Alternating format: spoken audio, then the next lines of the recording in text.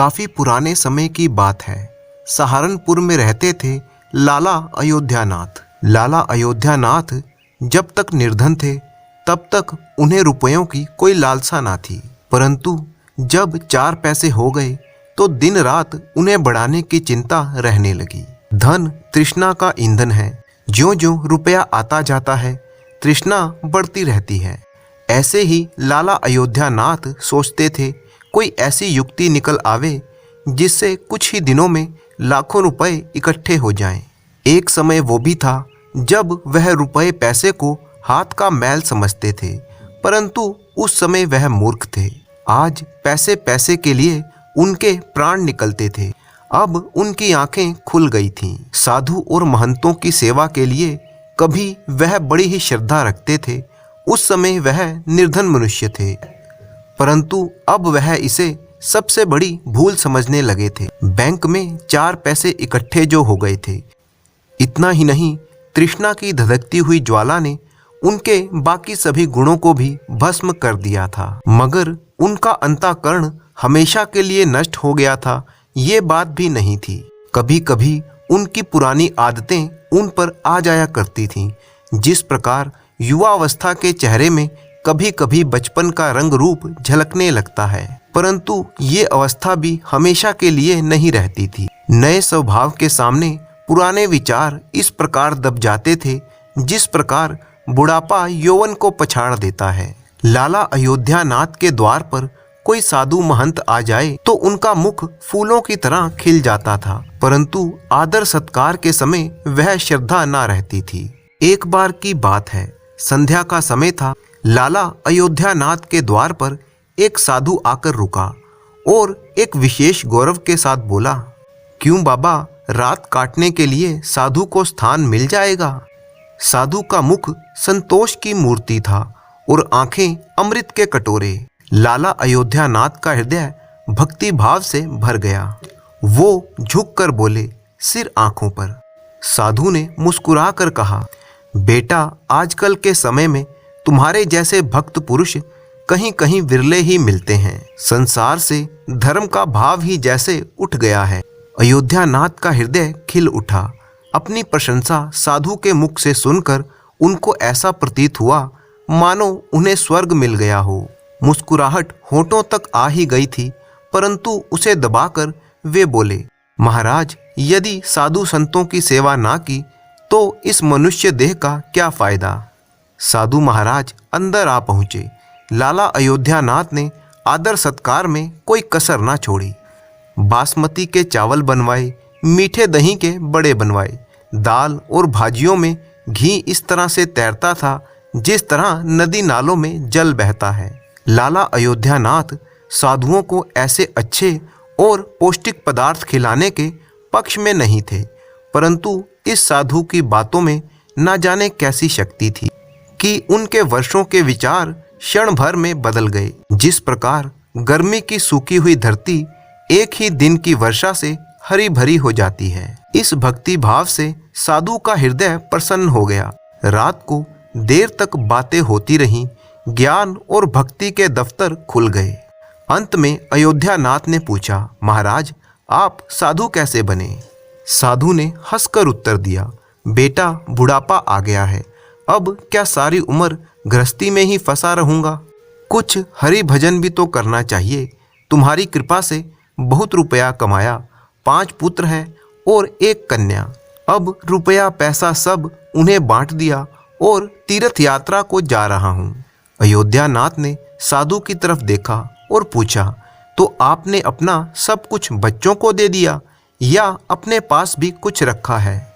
साधु ने उत्तर दिया, मेरे हाथ में जो ये लाठी देखते हो, यह अंदर से खोखली है। इसमें मैंने 100 सोने की मोहरें डाल रखी हैं। यात्रा में कभी कभी धन की आवश्यकता भी पड़ जाती है। ये कहते कहते साधु को नींद आ गई, परंतु अयोध्यानाथ की आंखों में नींद ना थी। वह बार बार लाठी को देखता और मन ही मन में कुछ सोचता। लोभ धर्म के पीछे छिपा हुआ था। कुछ समय तक यह संग्राम होता रहा। अंत में लोभ ने धर्म को पछाड़ दिया। अयोध्यानाथ ने लाठी उठा ली, परंतु हाथ पैर कांप रहे थे। उनकी अंतरात्मा ने एक बार फिर से फड़फड़ाना शुरू किया, परंतु लोभ के दृढ़ हाथों ने उसका गला घोट दिया। अयोध्यानाथ ने लाठी खोलकर उसमें से सोने की मोहरें निकाल ली और उनकी जगह पर साधारण सिक्के भर दिए। पाप का जादू चल चुका था। अगली सुबह हुई, साधु हरिद्वार जाने को तैयार हुआ। अयोध्यानाथ का हृदय बैठता जाता था। उन्हें डर था कि कहीं साधु को संदेह ना हो जाए। इस विचार से उनके चेहरे का रंग उड़ता जाता था, परंतु साधु को इस घटना की कुछ भी खबर नहीं थी। वह मुस्कुरा मुस्कुरा कर बातें करता और रात के आदर सत्कार के लिए बार बार धन्यवाद देता था। चलते समय अयोध्यानाथ ने कहा, महाराज, मेरे यहाँ पर संतान नहीं है। आप ईश्वर से प्रार्थना करें। हम पापी लोग हैं, हमारी प्रार्थना का असर नहीं होता। आप महात्मा हैं, परमात्मा आपकी जरूर सुनेगा। साधु ने उत्तर दिया, सुनेगा या नहीं यह तो वही जाने, परंतु मैं तुम्हें आशीर्वाद देता हूँ कि भगवान तुम्हें संतान दे। ये कहकर साधु चला गया। अयोध्यानाथ के सिर से जैसे बोझ उतर गया। उन्हें ऐसा प्रतीत हुआ मानो साधु के जाने के साथ ही उनके हृदय से पत्थर हट गया। वह इस चोरी के फल से नहीं बच सकते थे, यह उनका मन और मस्तिष्क अनुभव कर रहा था, परंतु वह इस चोरी के प्रकट होने से बहुत डरते थे। चोरी का प्रकट होना प्रत्यक्ष था, किंतु उसका फल भविष्य के पर्दे में था। मनुष्य वर्तमान समय के सामने भविष्य की परवाह नहीं करता। इधर साधु महाराज हरिद्वार पहुंचे तो उनका हृदय प्रसन्न हो गया। यहाँ साधु संतों को देखकर उसे ऐसी प्रसन्नता हुई मानो स्वयं भगवान के दर्शन हो गए हों। उनका मन ब्रह्मानंद में लीन हो गया। एक हलवाई को बुलाकर बोले, मैं एक महायज्ञ करना चाहता हूँ, जिसमें हरिद्वार के समस्त साधुओं को भोजन कराया जाएगा। उसमें सारा खर्च कितना बैठेगा? हलवाई ने अंदाजा लगाकर उत्तर दिया, 750 रुपये। इसमें सब कुछ हो जाएगा? बहुत अच्छी तरह से हो जाएगा महाराज। साधु ने क्षण भर के लिए सोचा और फिर कहा, तुम ये सब प्रबंध कर सकोगे? जी बिल्कुल कर सकेंगे। तो फिर सारा प्रबंध तुम ही करो, जो खर्चा होगा मैं दे दूंगा। ये कहते कहते साधु महाराज ने अपनी लाठी की ओर देखा। हलवाई ने उत्तर दिया, महाराज आप निश्चिंत रहें, सब प्रबंध हो जाएगा। दूसरे दिन यज्ञ हुआ। हरिद्वार भर में धूम मच गई। लोग देखते थे और आनंद से झूमते थे। कहते थे, यज्ञ बहुत देखे, परंतु इस उदारता और भक्ति भावना से रुपया पानी की तरह बहाते किसी को नहीं देखा। ऐसे धन्ना सेठों की कमी नहीं है जिनके पास मोहरें बहुत पड़ी हैं। वे मुकद्दमेबाजी में लाखों लुटा देते हैं, बेटे के ब्याह पर लाखों उड़ा देते हैं, परंतु धर्म की राह पर एक पैसा भी खर्च नहीं करते। ये मनुष्य सच्चा मनुष्य है, जिसने अपना सच्चा धर्म समझा और धर्म के सामने पैसे का मुंह नहीं देखा। अपनी प्रशंसा सुनकर साधु का दिमाग 7वें आसमान पर पहुंच गया और उसका हृदय आनंद में हिलोरे लेने लगा। साधु प्रसन्न हो रहा था, परंतु उसका भाग्य रो रहा था। शाम हुई। साधु ने अपने कमरे का दरवाजा बंद किया और लाठी को खोलकर देखा। लाठी के अंदर साधारण सिक्के देखकर उसका हृदय कांप गया। उसे ऐसा प्रतीत हुआ मानो कोई भयानक स्वप्न देख रहा हो। उसे अपनी आंखों पर विश्वास ना होता था। वह चाहता था कि ये सपना जल्दी से खत्म हो जाए, परंतु ये सपना ऐसा नहीं था जिसके पश्चात उसकी नींद खुल जाती। उसने उन साधारण सिक्कों को आंखें मल मल कर देखा। उसे लगता था कि अब भी मेरी भूल दूर हो जाएगी, परंतु ऐसा ना हुआ। साधु के मुख पर पसीने की बूंदें झलकने लगीं। हलवाई का हिसाब थोड़ी ही देर बाद देना था। सोचा अब क्या होगा। अपमान का चित्र आंखों के सामने खिंच गया। साधु कांप कर खड़ा हो गया। अपमान का विचार अपमान से भी अधिक भयानक होता है। साधु में उसके सहन करने की शक्ति नहीं थी। उसने कुछ देर तक विचार किया, जिस प्रकार निराश मनुष्य समुद्र में कूदने से पहले विचार करता है। फिर साधु ने दरवाजा बंद कर लिया। साथ ही उसकी आशा के दरवाजे भी बंद हो गए। साधु ने 4 पाई की रस्सियां निकाली और उसे छत पर लटका दिया। मृत्यु दरवाजे पर खड़ी थी। साधु की अंतरात्मा ने उपदेश किया, दिमाग ने युक्तियां बताई, परंतु निराशा ने सब और अंधेरा फैला दिया। साधु का मुख मृतक के समान सफेद हो गया। तब उसने चारपाई पर खड़े होकर रस्सी का फंदा गले में डाला और थरथराते हुए पांव की अंतिम चेष्टा से चारपाई को ठोकर मारकर गिरा दिया। साधु फांसी पर झूल गया और उसकी मृत्यु हो गई।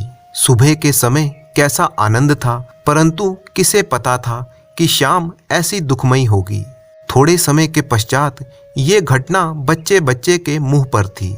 साधु तो मर गया, परंतु उसका आशीर्वाद अभी भी जिंदा था। साल भर के भीतर ही अयोध्यानाथ के घर पर एक पुत्र पैदा हुआ। मरी हुई आशाओं में जान पड़ गई।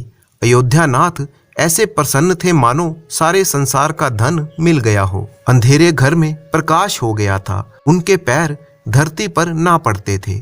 बालक का नामकरण संस्कार बड़ी ही धूमधाम से किया गया। इस उत्सव के अवसर पर एक बड़ा भोज दिया गया। उस दिन अयोध्यानाथ ने अपनी सारी जिंदगी की कंजूसी निकाल दी और रुपए को पानी की तरह बहाया। बालक का नाम द्वारकानाथ रखा गया। ज्यों-ज्यों वह आयु में बढ़ता जाता, अयोध्यानाथ की कामनाएं पल्ला पसारती जाती थीं। द्वारकानाथ बहुत ही सुशील बालक था। उसकी बुद्धि देखकर आश्चर्य होता था। लोग कहते थे कि यह कुल का नाम बढ़ाएगा। अयोध्यानाथ ये सुनकर फूले ना समाते। उसकी शरारतें और चंचलताओं को देखकर उनका प्यार और भी बढ़ता जाता था।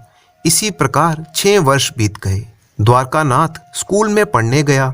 वहां उसके गुणों का विकास होने लगा। सोना कुंदन बन गया। वह सदैव अपनी श्रेणी में प्रथम रहा करता था। अयोध्यानाथ ये देखते और परमात्मा को धन्यवाद देते, परंतु कभी कभी उन्हें जब साधु के साथ अपना दुर्व्यवहार याद आ जाता तो उनके कलेजे में भाले से चुभ जाते थे और उनकी आत्मा पर एक अज्ञात सा भय छा जाता था। उन्हें अब रह रहकर अपने ऊपर क्रोध आता था। वे अधिकतर मन ही मन में दुखी होते रहते थे कि मेरी बुद्धि पर कैसा पर्दा पड़ गया था जो ऐसी मूर्खता मैं कर बैठा। परंतु वह गुजरा हुआ समय उनके हाथ में ना आता था। उन्होंने वह सोने की मोहरें एक रुमाल में बांधकर एक संदूक में रख दी थी और ये निश्चय किया कि उस साधु को दे देंगे। उन्होंने साधु की खोज करने के लिए कई मनुष्यों को भेजा, परंतु उनकी साधु तक पहुंच ना हो सकी। यहाँ तक कि अब अयोध्यानाथ वे घटना भूल चुके थे, परंतु वे सोने की मोहरें एक रुमाल में अभी भी संदूक में रखी हुई थीं। समय बीतता गया। द्वारकानाथ अब 18 वर्ष का हो गया। वसंत के दिन थे। खेतों में सरसों फूली हुई थी। अयोध्यानाथ अपनी धर्मपत्नी और बेटे द्वारकानाथ के साथ हरिद्वार को चल पड़े। वहां पर पहुंचकर वो एक सराय में ठहरे। वहां पर अयोध्यानाथ को एक नया रहस्य मालूम हुआ कि उनके बेटे द्वारकानाथ की प्रकृति साधुओं जैसी थी। वह दिन रात साधुओं के डेरे में घूमता रहता। कोई भी दीन दुखी और गरीब उसको दिखाई देता तो वह उसकी सहायता करता। अयोध्यानाथ ये देखकर बड़े ही कुढ़ते थे, परंतु वे कुछ कर ना सकते थे। द्वारकानाथ का मुख देखकर उनका क्रोध तत्काल ही उतर जाता था। वह बहुत सोचते थे, परंतु द्वारकानाथ के इस स्वभाव का कारण उन्हें समझ में नहीं आता था। एक बार सायंकाल की बात है। द्वारकानाथ हरिद्वार में ही अपने डेरे की तरफ लौट रहा था कि रास्ते में एक बूढ़ा आदमी उसे रोता हुआ मिला। द्वारकानाथ ने आश्चर्य से पूछा, क्यों भाई, रोते क्यों हो? क्या कहूँ, कहते हुए लज्जा आती है। फिर भी बताओ तो। मैं गंगा जी में डूबकर अपना जीवन खत्म करने जा रहा हूँ, क्योंकि मुझे व्यापार में घाटा हुआ है और मेरे सिर पर बहुत सा कर्ज है। व्यापार में घाटा हुआ है और कर्ज है, परंतु ये तो मामूली सी बात है।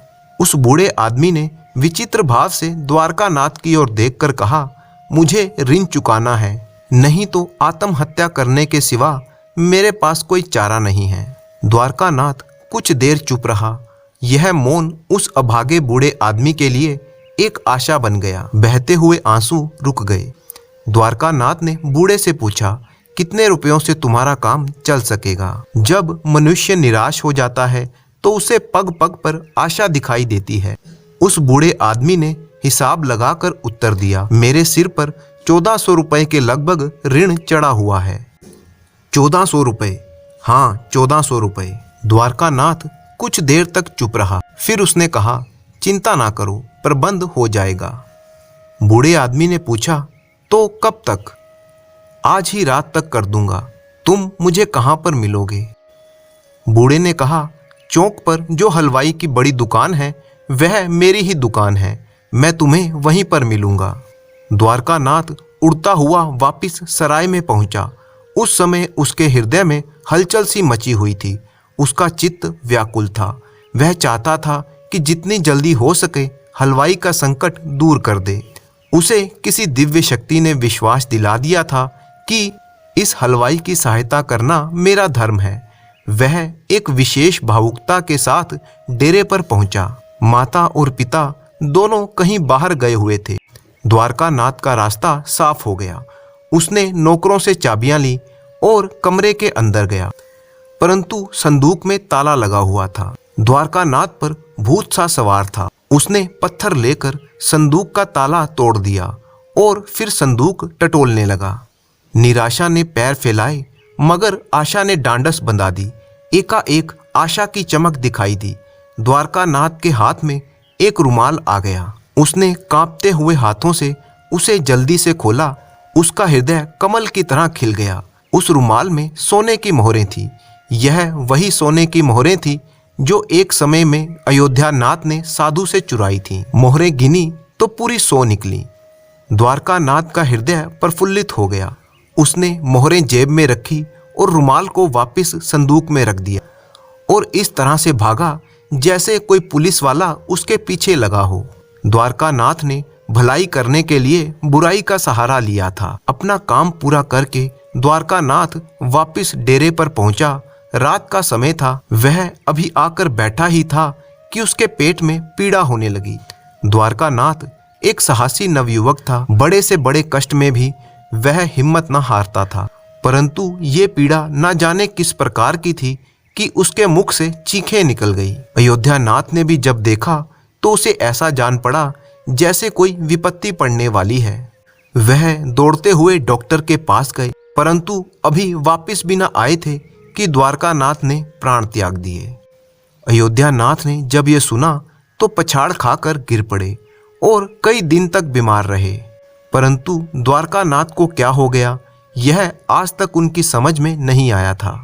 एक दिन संदूक में किसी चीज के लिए हाथ डाला तो मोहरों वाला रुमाल नहीं था।